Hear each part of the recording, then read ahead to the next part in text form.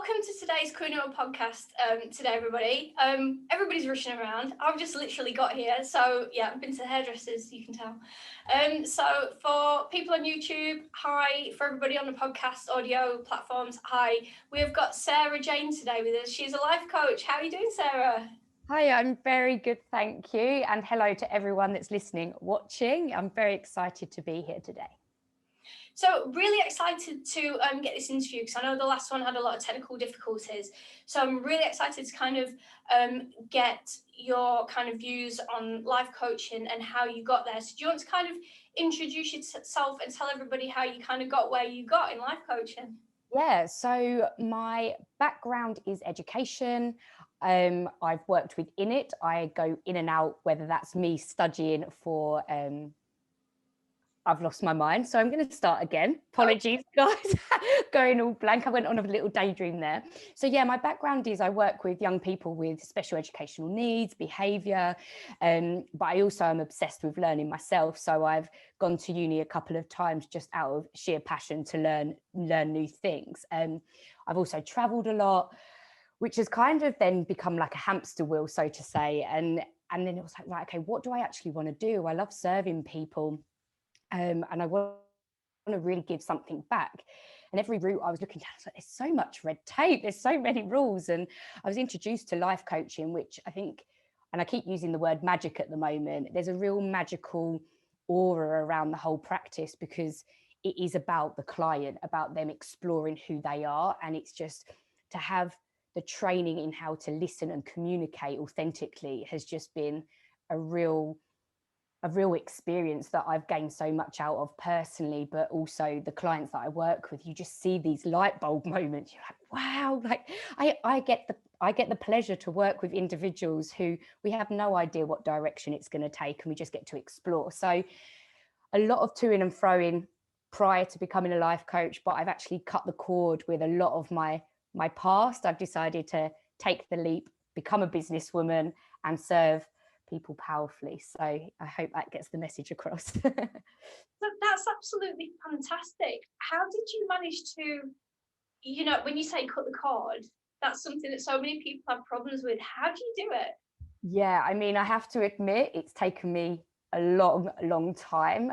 I use traveling, which I absolutely recommend anyone doing, as my getaway clause. So COVID actually was, ironically, the moment that was like, right, this is the only time I'm going to give myself permission with no other distractions to just take the leap. And you could take it two ways, couldn't you, really, but how do you get rid of those distractions? I think when the time's right, you truly do know it. You kind of set up the environment. I let go of people who I felt drained my energy. And I just surrounded myself with everyone who was like, wow, yeah, I've got your back. Let's do this. I can support you. So I think my biggest advice for anyone who wants to cut the cord is journal, write down what it is that your ideas are, and then just go for it. Surround yourself with supportive people, and they will, as your mindset shifts, the right people will surround you. So scary, but thrilling at the same time. It's so true. You really got to close those doors to let new ones open. Otherwise, you're never going to step through the new ones. Yeah, and I think it becomes, again, I'm using the word selfish a lot, and it's got such a negative stigma. Selfish, it doesn't mean you're being unkind to someone. I would never give permission for that, but it's about put yourself first for once. We're brought up in a world where we have to worry so much about others, then we're empty, and it's like, well, I'm not motivated to get up in the morning. And a bit of self-love, a bit of you time goes a long way, and then those doors are easier to close. But again, it is daunting and scary, but exciting at the same time. And we're also conditioned by society and other people around us to, follow the hamster wheel and to stay on it and to feel guilty about, breaking away from the norm and doing something different. So what kind of advice have you got for people that might want to do that? Yeah, I think small steps. I think it has to be small steps, because as we start letting go of things that aren't serving us powerfully, your heart kind of races, the messages to your brain and your body are going, don't do this, you shouldn't do this. And that's the ego in your head, that loud voice that's trying to protect you. But I would say find your passions.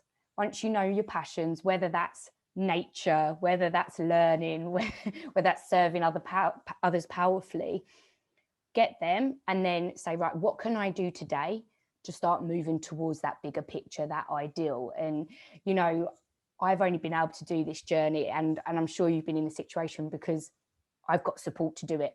Someone who's holding me accountable instead of me just talking. Having someone by your side who's your cheerleader and gives you that thinking time has definitely helped. And what's your opinion on journaling, and how does that help people, and why should they take it up? Yeah, journaling's an interesting one. When I first started, I did it as a travel journal, and I didn't make it very personal. It was more like, oh, it smells so good. But what it does, or what you're looking at, what it does is it takes the thoughts out of your head, and then to reflect on it.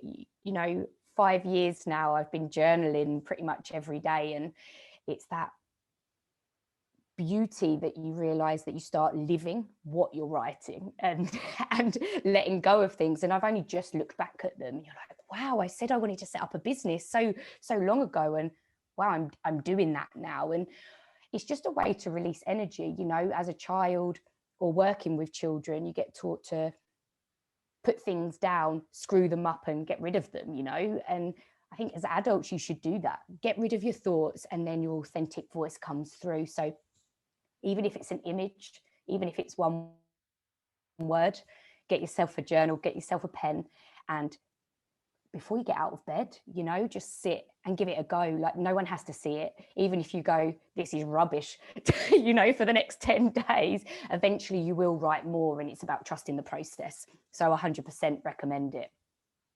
And it's really good as well when you've journaled and then you come back to it and you can see that things have come true, or you've moved on and you've got a lot of success. It's really interesting to see that change. Yeah, and I think it puts things into perspective. You know, when you don't capture it, the stories that your mind starts creating, like a small scenario, suddenly becomes this drama, this big daunting experience. But when you write it down, you see that, wow, the amount of learning that you've done. And then you're a bit kinder to yourself, like, oh, well, wow, I actually took that step, even though all the emotions surrounding it was telling me not to. And it's just a bit of you time as well, right? I don't know if you journal, but it's a bit like, right, I've got 5 minutes. I don't even journal for very long. 5 minutes, I'm just going to capture whatever's coming up for me. Okay, what's next? It's actually quite weird when you start journaling, because sometimes you write like long rambling bits, and then other times you write shorter bits. And it's like, even if you write a sentence or you write a page, it's all still really worthwhile and valuable. 100%. And I think that's where I say, you know, even if you're drawing a picture, and then that will lead on to you writing, because it stimulates you. It doesn't matter what you put in there, because at the end of the day, it's your journal, it's your life, it's your perception. I think it's just a really nice memory of your life, your journey, and no one else will compare to that. You know, because we're all unique. So I think that, yeah, it's a beautiful process. So whoever you are, definitely give it a go. And you don't have to share that experience with anyone, but if you like it, spread the word, bring out the journal. So people that are kind of maybe lacking confidence to make certain moves or to move forward in their life, how can you help them gain confidence in order to move forwards? I think, and again, I'll put it onto a personal point of view on that. I think confidence is a really strange one. You've got to really know what part of your life you believe you need to change. But to do that, start talking to people you trust, or reach out to people. You know, every professional offers an opportunity to just explore a current reality, and in coaching. And I think it's, take that step, because a powerful conversation makes you realize that, oh, maybe I'm focusing on the wrong thing, and maybe there's another area that I need to work on, or I need to start following my passions a bit more. So in terms of confidence, bring it back to the small steps. What are your passions? What's missing? What can you do? And talk.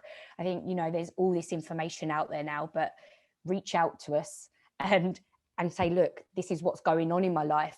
Not quite sure where to go. And and talk to talk. I'm trying to picture how I did it, and I just kept talking. And if you're not a confident talker, type. We've got this magical thing of technology now that there's different ways you can communicate. And conversation, take that step. If you're not confident, not sure which direction to go in, get in contact and just have a powerful conversation with no commitments, because it's about you. Are there any kind of techniques or ways that people can figure out what they want to focus on? Because that can be really hard, and it can be a little bit daunting as well when you think, I'm going to put all my energy into this and it may or may not succeed. What's the best way to try and find your focus? Yeah, so there's a couple of things that come up naturally. One, if you've experienced meditation, I think that word comes across as, there's a lot of people out there going, no, don't tell me that. It's like a fear word, but there's others that live by it. I think just finding a place where you're not going to get disturbed and just sit with no distractions.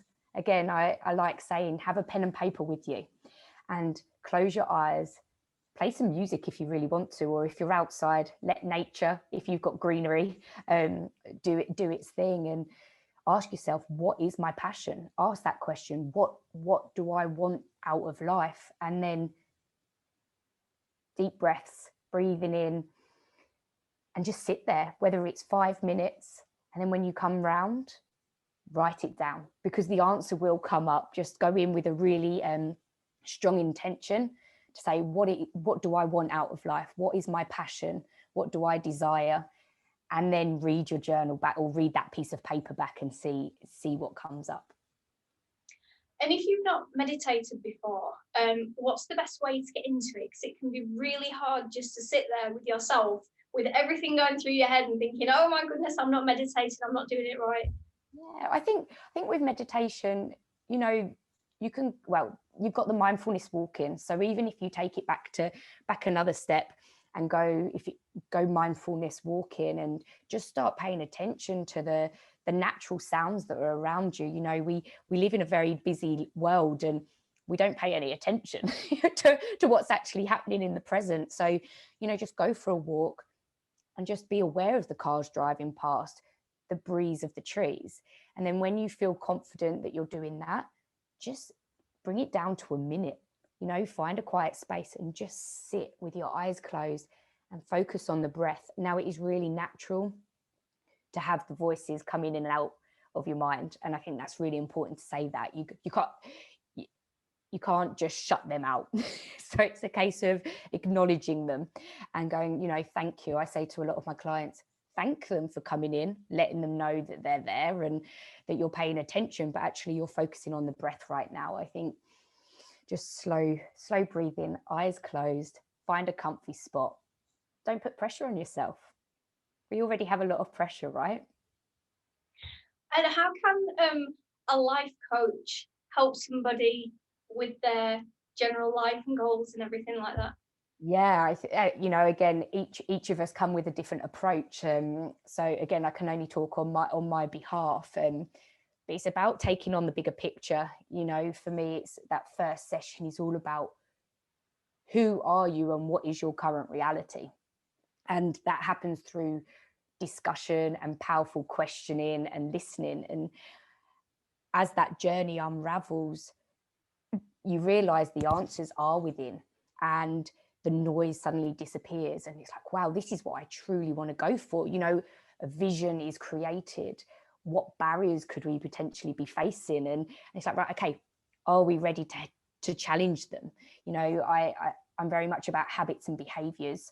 We seem to have them all. I'm sort of touching my shoulders here, but they attach themselves to us that hold us back. And I think the power of a life coach is we will observe that. We will hold you accountable if you're saying you want something. And the process is just really organic. Each individual will have a different experience, but it's whole picture, it's holistic. And from that, a journey is then created and celebrated. Well, we're coming to the end of our interview, Sarah, and it's always so quick. The details for finding Sarah are going to be tagged below, but do you want to just give us a quick rundown of where we can find you? Yeah, amazing. Yeah, time's flown. It's blown my mind. So you'll find me on Facebook, on Instagram, and on LinkedIn. And I also have a website that you can pop over to learn more about my story. So I hope to connect with some of you very, very soon. Thank you so much for being a guest today, Sarah. It's been absolutely fantastic having you on. Yeah, no, thank you for giving me a space to just talk about something I'm so passionate about. You never know how it's going to come across. So I appreciate it. Thank you. Thanks for coming on, and whichever platform you're on, don't forget to subscribe and leave us a review.